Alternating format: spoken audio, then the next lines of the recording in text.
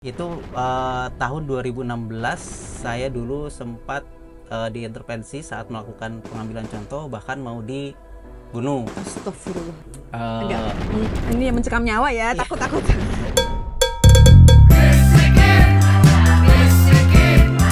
Bincang informasi terkini. Bincang informasi terkini. Hai sahabat BC, kembali lagi dalam podcast Bisikin, bincang informasi terkini bersama saya, Ria Alwali. Kali ini, ya asik. Selain ada penonton bayaran, mana suaranya? Saya juga menghadirkan narasumber yang spesial nih, Mas Agung Fadilah everyone. Nah, sebelumnya saya akan memperkenalkan secara singkat siapa sih Mas Agung Fadilah yang sudah berada di sini bersama saya. Beliau adalah pemeriksa bea cukai pertama, betul, pada Balai Laboratorium Bea Cukai Jakarta 1, kantor wilayah Bea Cukai Jakarta. Nah, ternyata ya guys ya, petugas bea cukai itu nggak hanya dari lulusan STAN juga ya, tapi ada lulusan dari S1 Teknik Kimia. Ya, betul ya Mas ya? Nah, yang dibutuhkan di Laboratorium Bea Cukai. Untuk mempersingkat ya, Balai Laboratorium Bea Cukai kita singkat BLBC aja ya. Oke, yuk selanjutnya kita ngobrol bersama-sama. Mana suaranya?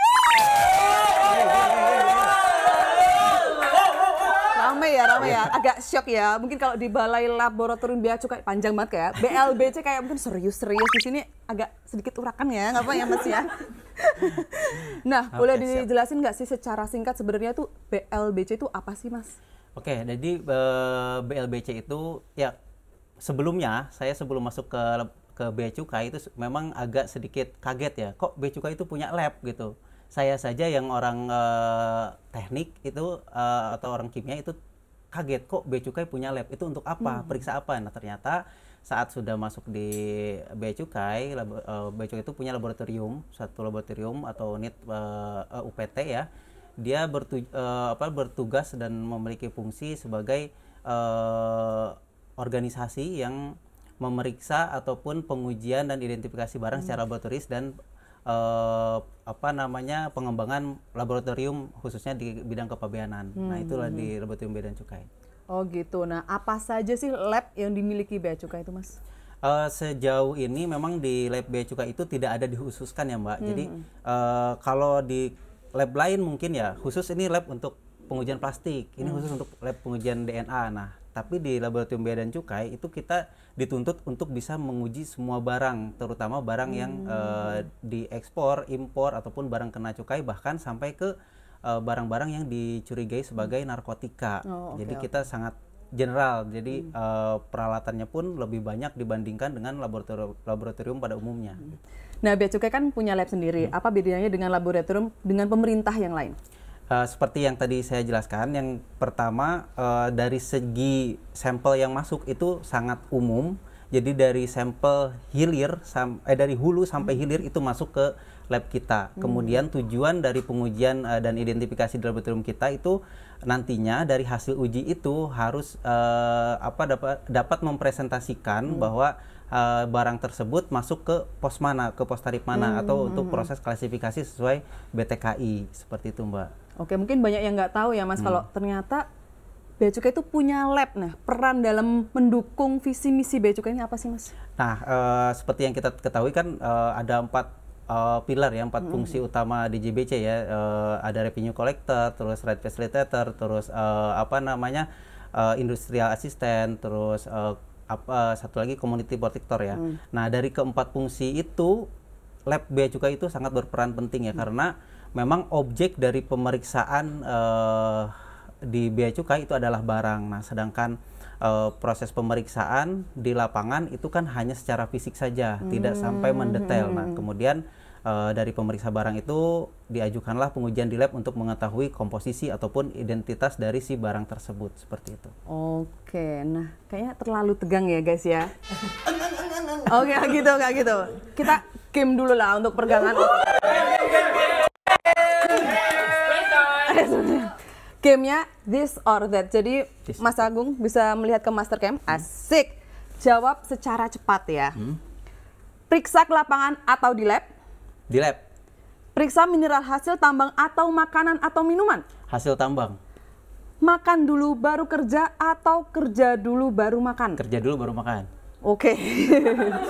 Periksa cepat tapi rumit atau lama tapi sederhana.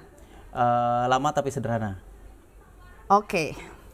Selanjutnya, kerja sambil dengerin musik atau kerja dengan tenang. Kerja dengan tenang. Oke, musik main kan? Kenapa nih? Kenapa kerja dulu baru makan nih, Mas?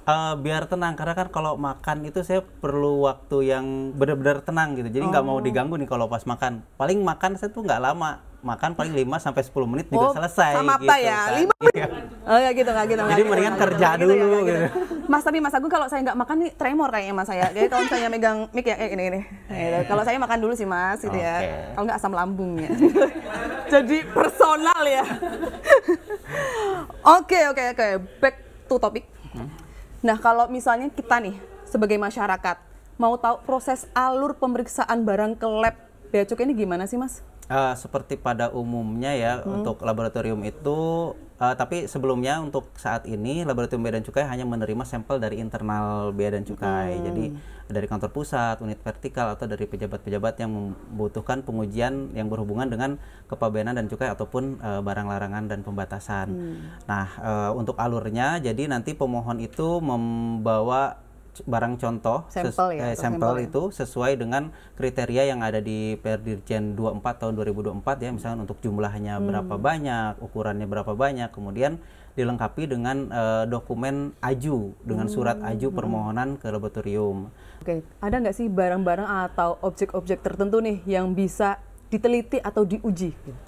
Untuk barangnya itu memang seperti yang tadi awal saya jelaskan ya, sangat general sekali gitu. Jadi kalau misalkan dari barang tambang, katakanlah dari konsentrat tembaga gitu kan, sampai ke nanti bentuknya jadi kabel tembaga ataupun jadi emas batangan, itu bisa masuk ke laboratorium kita. Seperti itu. Jadi sangat banyak ragam barang yang bisa kita uji di laboratorium Bea dan Cukai. Oh, jadi kalau misalnya di BLBJ sendiri itu kayak udah ada analisis khusus makanan, khusus mineral gitu atau gimana, Mas? Untuk labnya sendiri itu sangat general ya, tapi untuk tim kerjanya itu ada dikhususkan. Jadi kalau misalkan nanti ada mineral, oh tim A nih yang mengerjakan. Nanti kalau misalkan ada besi dan baja, ini tim yang lain yang mengerjakan gitu. Oke, nah misalnya kita kan mau menguji barang kita, berapa lama sih Mas sampai kita tahu hasilnya? Janji layanan kami itu untuk satu jenis barang itu 3 hari semenjak barang contoh dan dokumen diterima secara lengkap. Kemudian dengan catatan ya, metode ujinya ada, terus reagennya atau bahan kimianya tersedia dengan lengkap, kemudian peralatannya juga dalam kondisi baik gitu kan. Kemudian di BLBC sendiri ada janji layanan unggulan ya, untuk produk-produk CPO itu bahkan kurang dari 8 jam itu harus sudah rilis untuk beberapa produk CPO. Kemudian untuk pemeriksaan yang diduga narkotika ataupun NPS itu 1 kali 24 jam, sebelum 1 kali 24 jam harus sudah dirilis apakah itu positif, negatif, ataukah mengandung senyawa psikoaktif jenis baru, seperti itu. Berarti kayak kompleks banget ya yang diteliti sama BLBC ini. Saya jadi penasaran nih, kan punya janji layanan 1 kali 24 jam. Apakah Bea Cukai ini, lab BC ini, apakah lab BC ini 24 jam per 7 kerjanya nih Mas? Untuk kerja tidak 24/7, tapi kami 24/7 standby on call. Jadi katakanlah teman-teman dari P2 gitu kan, atau misalkan dari kantor mana gitu kan, ternyata ada temuan nih, dimungkinkan ini NPS gitu kan, atau NPP, itu kan butuh cepat kan ya, untuk kontrol delivery-nya lebih cepat kan, jadi on call kita datang langsung pengujian dilakukan gitu. Oke. Saya mau tahu dong Mas, mau spill nih, inovasi yang sedang dibangun sama BLBC saat ini itu apa sih? Kalau yang sedang dibangun itu sekarang kita sedang membuat database untuk NPS, NPP dengan proses ujinya, dengan metodenya, itu namanya Dano, dan sekarang sudah aplikasinya sudah istilahnya udah dimasukkan ke CISA Lab ya, ke CISA 40 ya, yang CISA Lab.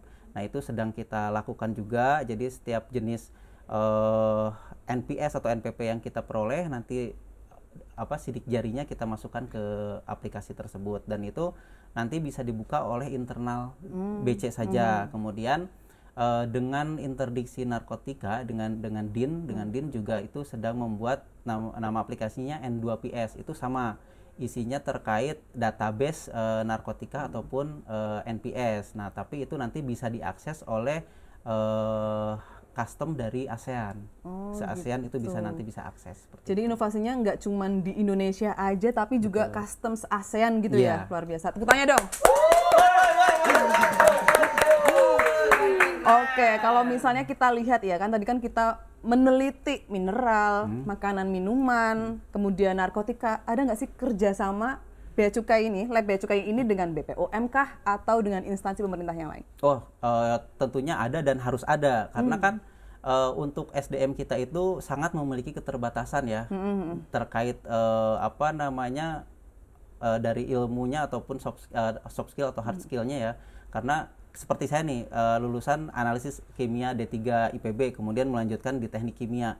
Itu kan hanya lingkup kimia saja, sedangkan yang diperiksa di lab Bea Cukai itu misalkan ada terkait kayu. Luas ya. Luas sekali. Nah, setelah itu ya kita cari laboratorium atau balai-balai lain atau instansi lain yang bisa diajak kerjasama, baik itu dari segi penelitian ataupun alih informasi atau pelatihan. Nah, yang sudah terjalin itu dengan BRIN sudah, kemudian yang terbaru kemarin itu dengan ITB, Sekolah Farmasi ITB, itu dengan Direktorat Interdiksi Narkotika juga. Nanti memang tujuannya untuk profiling terkait narkotika jenis baru, nanti di situ juga. Dan masih banyak lagi dengan lab-lab swasta juga kita lakukan kerjasama, terutama untuk memelihara kehandalan dari hasil lab kita. Apakah lab kita akurat atau tidak? Nah, itu dilakukanlah program yang namanya uji banding atau uji profisiensi antar laboratorium, seperti itu. Oke, nah kita kan sebagai masyarakat nih Mas, bagaimana standar mutu yang diberikan oleh BLBC ini agar dapat dipertanggungjawabkan? Nah itu juga pertanyaannya bagus sekali ya, tapi memang itu suatu lab itu harus menjual itu gitu, Iya, itu betul, yang harus betul, dimiliki betul. oleh setiap lab. Nah, untuk lab Bea Cukai sendiri, alhamdulillah semua lab sudah terakreditasi ISO 17025 untuk laboratorium pengujian ya. Oke, tepuk tangan dulu dong. Luar biasa BLBC. Iya. Nah, kemudian dari karena kita sudah mengimplementasikan ISO tersebut, di dalamnya itu banyak program-program yang isinya memang untuk memperkuat atau menambah keakuratan dari lab-lab yang kita miliki. Nah, itu tadi salah satunya dilakukanlah uji banding, uji profisiensi, itu salah satu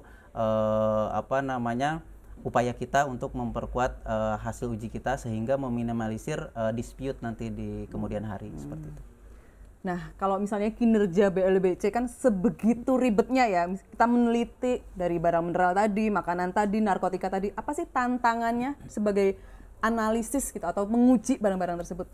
Kalau untuk tantangan secara teknis sih memang karena sekarang kemajuan zaman itu sangat pesat ya, teknologi itu sangat pesat. Kemudian seperti misalkan untuk tahun ini saja di BLBC Jakarta itu sudah mendeteksi 10 jenis senyawa baru yang memang belum termasuk ke daftar di Permenkes ya terkait barang narkotika. Nah, tantangannya di situ. Jadi kadang database yang kita miliki itu belum bisa mengidentifikasi senyawa baru yang masuk ke laboratorium kita. Nah, itu tantangan yang paling sering terjadi saat ini. Nah, jadi pertanyaan nih buat saya, bagaimana cara menangani kasus yang kayak gitu yang mungkin belum pernah ada sebelumnya karena perkembangan zaman atau mungkin orang mengelabui makin pintar, gimana nih cara mengatasi BLBC terhadap barang-barang yang baru diketahui gitu? Ya, nah sejauh ini jika terkait narkotika atau barang-barang kimia, memang kita sudah melakukan istilahnya kerjasama, tapi dengan lab-lab yang memang dia biasa mengerjakan terkait narkotika, misalkan dengan BNN ataupun dengan Labkesda. Bahkan kami pun selalu menjalin komunikasi dengan baik ya dengan profesor ataupun guru besar dari universitas-universitas. Oke, saya jadi penasaran nih, kan Mas masuk ke Bea Cukai dari D3. Otomatis pengalamannya udah 10 tahun lebih nih. Iya. Ya. Kira-kira ada nggak sih pengalaman yang menarik selama bekerja di BLBC ini? Yang menarik sebetulnya banyak ya, karena 12 hampir masuk ke tahun 13 ini saya di BLBC dan memang itu apa namanya sesuai dengan karakter saya ya, seorang saintis. Jadi ya cocoknya di situ, bukan di humas ya gitu. Ya. Kayaknya stres sih Mas kalau bekerja di sini ya.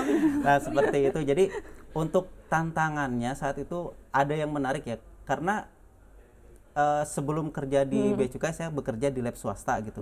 Untuk sampling di lab swasta itu kita itu ya hanya sampling saja gitu kan, tidak yang apa faktor yang menyebabkan bahaya itu ya paling cuaca ataupun alam gitu kan. Tapi ternyata di Bea Cukai itu ada satu faktor lagi yang bikin bahaya. Apa tuh?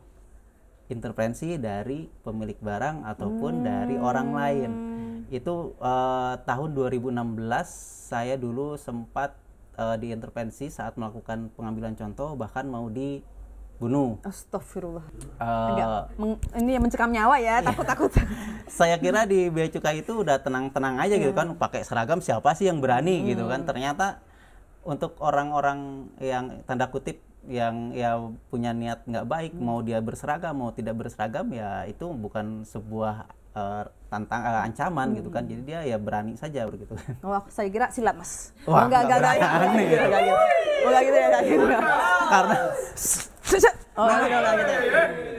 Saat samapta kan kita memang diajari ya bela diri. Tapi kalau lawannya itu tingginya mungkin 30 cm di atas saya, lebarnya mungkin 15 cm dari saya gitu ya, lebih baik kita kabur gitu kan, bener, seperti ya, itu diri ya daripada adu merta ya. Astagfirullah, agak serem ya ternyata ya. Saya kira tuh kayak BLBC lebih banyak di back office, meneliti dengan tenang. Ternyata di lapangan pun terdapat ancaman-ancaman itu ya. Betul, seperti itu. Oke, agar tidak tegang. Seru kan? Kita tebak simbol unsur kimianya dulu untuk menjadi sebuah kata. Saya percayalah kalau Mas Agung kan dari lulusan kimia gitu kayak pasti gampang gitu kan. Oke. Unsur kata ini dari unsur-unsur kimia. Gimana sih? Satu kata ini dari unsur-unsur kimia. Paham ya, Mas? Oke. Selenium, hidrogen, astatin. Sehat. Betul, sehat. Tidak diragukan lagi D3 dan S1 teknik kimianya. Halula, hafal luar kepala. Iya, karena ditempel Iya kan, kan? ditempel periodiknya. Iya, periodik unsurnya gitu loh, ya kan? Oke. Selanjutnya, bismut, silikon, potasium, indium. Bismut, silikon, bismut, silikon, Potasium, indium. Saya aja nggak tahu sebenarnya. Bismut, silikon, potasium Kak, sama Indium. bisikin. Bisikin adalah nama podcast ini, guys. Sangat student dan tidak dilakukan lagi ya. Oke, back to BLBC lagi nih. Kita mau kupas tuntas ya. Jadi kayak dari seluk-beluknya nih, pengen tahu. Oke. Oke. Ada nggak sih kasus-kasus besar yang sudah ditangani sama BLBC?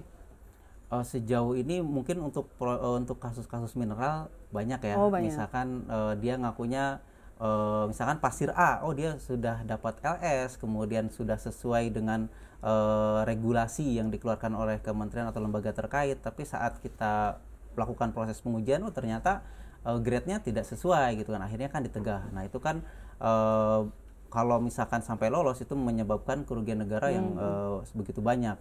Kemudian dari pemeriksaan narkotika dan barang-barang berbahaya juga sangat banyak dan mungkin rutin ya, karena semakin pesatnya perkembangan zaman semakin banyak informasi yang dapat diperoleh oleh si penjahat itu, jadi semakin kreatif lah merekanya itu. Jadi kita makin juga pinter ya? Iya, makin pintar. Jadi kita harus semakin kreatif juga dalam memeriksa di laboratorium seperti itu.